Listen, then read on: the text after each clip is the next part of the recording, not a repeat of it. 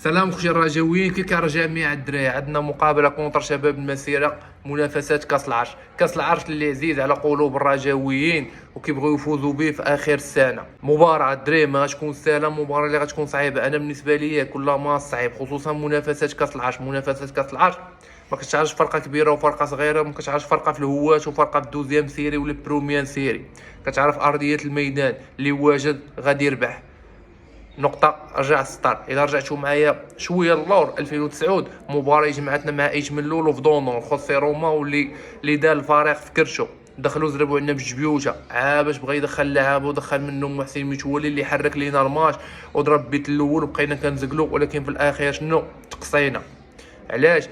حيت الخصم ما عطيناش واحد الاهميه، وهذا غلط كرة القدم. دخول اخويا تقاتل لي على 3 النقاط، ماركيتي الاول زيد الثاني، ماركيتي الثاني زيد الثالث. ما صعيب، حاول تجيري الماتش، تخرج باقل الاضرار وتربح وتمشي للدور المقبل. هادشي اللي كنعرف انايا.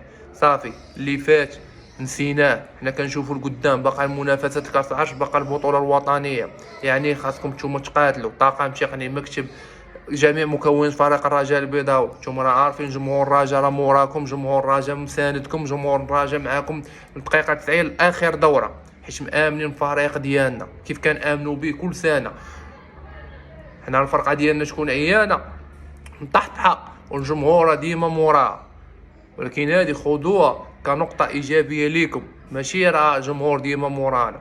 تقاتلوا على قبل الجمهور، ديروا واحد ريمونطادا كيف كنقولوا حنا، ريمونطادا في منافسه كاس العرش والبطوله. فهمتيني؟ جمعوا السفل وتقاتلوا عليها، وحنا عارفينكم قادرين عليها ان شاء الله. والماتش كيف قلت لكم الدراري، ماتش خاصو يتربح، ماتش كيتلعب في ارضيه الميدان. نتمنوا الدراري يكونوا في اتم استعداد ونتاهلوا للدور المقبل، وديما رجاء الله يعلي الدرجه.